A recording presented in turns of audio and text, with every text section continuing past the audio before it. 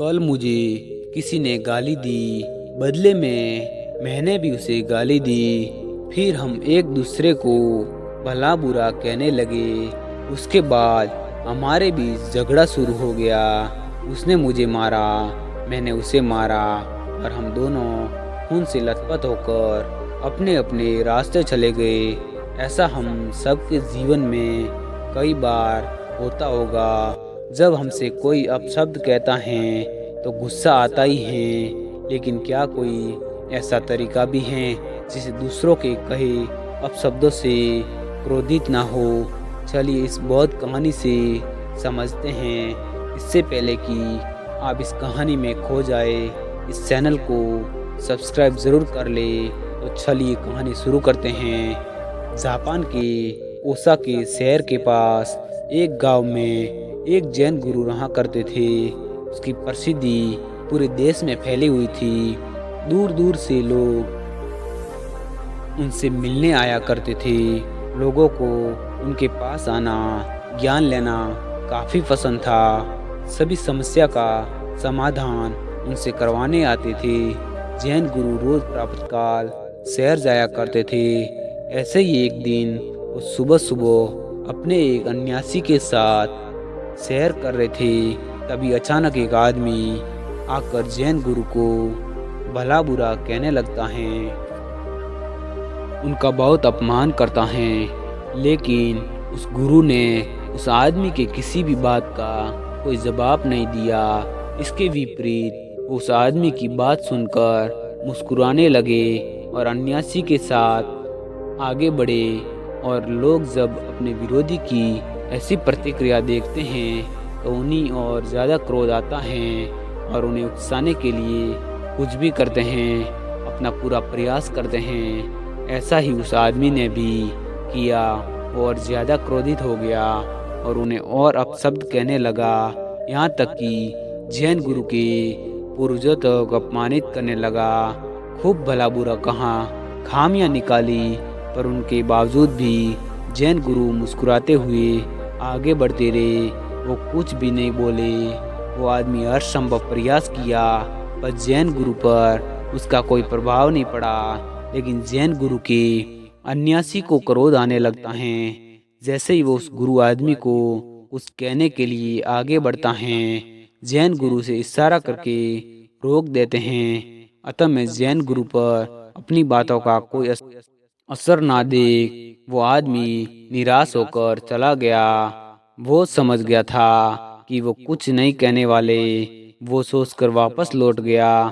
थोड़ा आगे चलने के बाद उस गुरु के शिष्य ने आश्चर्यचकित होकर पूछा कि हे गुरुवर, उस आदमी ने आपको इतना भला बुरा कहा, आप शब्द कहे, यहाँ तक कि आपकी पूर्वजों तक को भी नहीं बख्शा, तो आपने उसे पलट कर एक शब्द भी नहीं कहा। यदि आपकी जगह मैं होता तो मैं उसे भी उसी पल मार देता, परंतु आपकी वजह से मैं चुप था।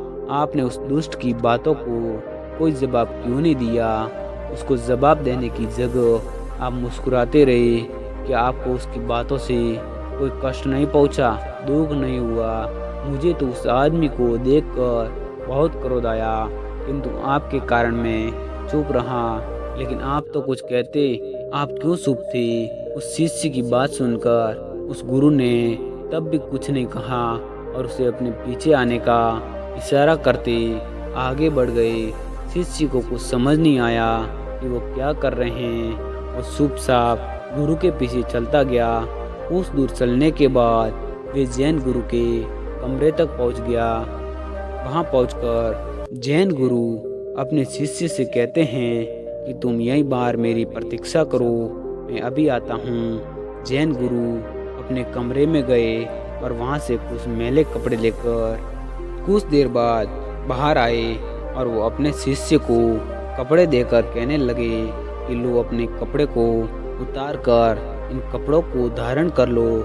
वो कपड़े बहुत ही मैले थे, उनसे बहुत ही ज़्यादा दुर्गंध आ रही थी।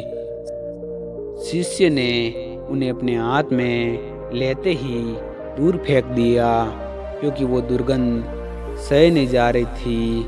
जैन गुरु शिष्य से कहते हैं कि क्या हुआ, तुम उन मैले कपड़ों को क्यों फेंक रहे हो, जाओ और इन्हें पहन कर आओ। ये सुनकर शिष्य कहता है कि ये आप क्या कह रहे हैं, ये कपड़े इतने मैले हैं, ऊपर से इतनी दुर्गंध आ रही हैं, इनमें से मैं तो क्या कोई भी इन्हें नहीं पहन सकता, यहाँ तक कि इन्हें एक भिखारी भी नहीं पहनेगा। शिष्य की बात सुनकर जैन गुरु कहते हैं कि जिस प्रकार ये मैले और दुर्गंध से भरे कपड़ों को कोई नहीं पहन सकता, ठीक इसी तरह मैं भी उस आदमी द्वारा फेंके हुए अपशब्दों को नहीं ग्रहण कर सकता। उसके द्वारा कहे गए अपशब्दों को मैंने अपने ऊपर लिया ही नहीं, और जब मैंने उसे अपने ऊपर लिया ही नहीं तो उनसे बुरा लगने की बात ही नहीं बनी। उसके बाद कहते हैं कि इतना याद रखो कि यदि तुम बिना मतलब भला बुरा कहते हैं तो क्रोध नहीं करना चाहिए। स्वयं भी क्रोधित हो जाते हैं तो इसका अर्थ है कि तुम अपने साफ सुथरे कपड़ों की जगह किसी के फेंके हुए फटे पुराने और मैले कपड़ों को धारण कर रहे हैं। उसकी बातें तुम्हें हद से ज़्यादा प्रभावित कर रही हैं। यदि तुम इनकी नहीं सुनोगे और कोई ध्यान ही नहीं दोगे और आगे बढ़ जाओगे तो तुम्हें कोई क्रोध नहीं दिला सकेगा और ना ही तुम्हारे मार्ग में बाधा बन सकेगा। बस ज़रूरत है उस चीज़ों से, ऐसे लोगों से संयम को दूर कर लेने की। जब आपको इन बातों से फर्क पड़ना बंद ही हो जाएगा तब आपका मन स्वयं शांत हो जाएगा, आपका आपके ऊपर पूरा नियंत्रण हो जाएगा। क्योंकि उस स्थिति में आने के बाद आपके किसी भी बात से कोई फर्क नहीं पड़ेगा।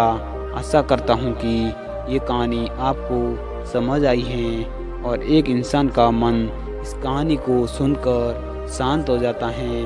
तो मैं भी इस कहानी को लाया हूँ तो मेरी मेहनत बेकार नहीं जाएगी। मिलते हैं अगले वीडियो में, तब तक के लिए धन्यवाद।